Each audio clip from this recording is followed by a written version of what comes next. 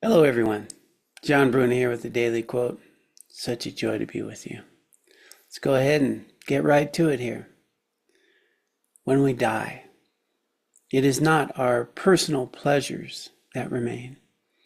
It is the imprint of all of our actions and interactions, the things that we did to and for others, whether helpful or unhelpful. Leave a mark.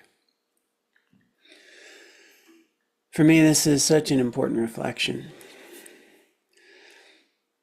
It's easy to get caught up in thinking about what can I do to feel good? What can I do to have fun? What can I do for a vacation, for a getaway?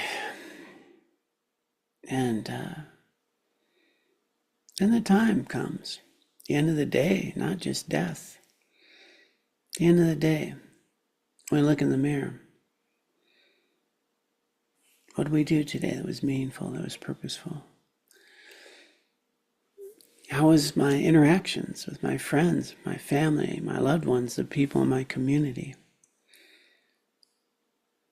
There's a just massive body of research that shows that genuine happiness and well-being, well, it's about purpose and meaning and connection. People that live long and they're happier have purpose. They have connection. Their life is not self-centered. Matter of fact, that's actually one of the primary causes of mental and emotional suffering. The more we think about ourselves, just ourselves, the more mental and emotional suffering and struggles we have, the more we're identifying what's not right, what else I need to be happy, or what others have that I don't have. It's quite a spiral. But if we can take a little time and think about what's truly important, one of the practices that's very common is at the time of death, when it's the end of this lifetime, how can you die without regret? How can you die in a way you feel good about? How can you have peace? What will matter then? And the common answer is, what will matter is not all the things you accumulated, but how you lived your life. Was it meaningful?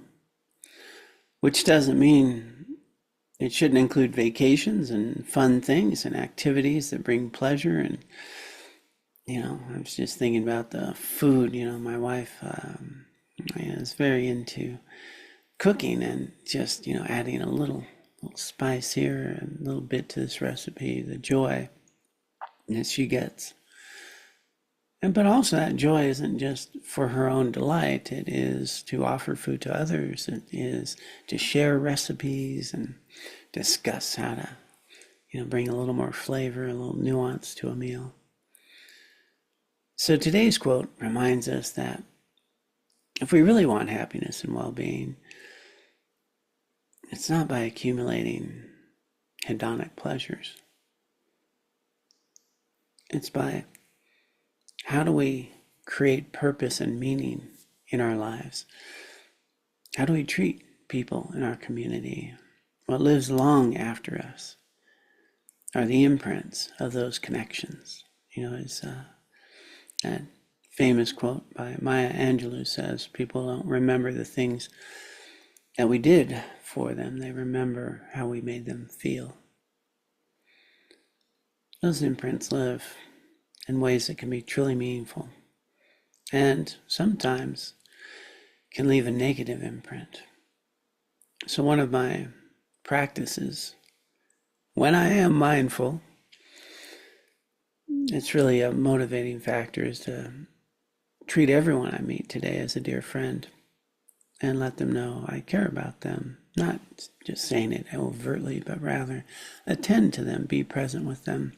Could be people on the street, out walking the dogs that I come across. Could be people I'm working with, people at the grocery store, people on the roads. So I've had too many people in my life pass away unexpectedly. So if this is the last time we meet, or maybe I'll be dead tomorrow, I'd like you to know that I cared about you, that I wish you well,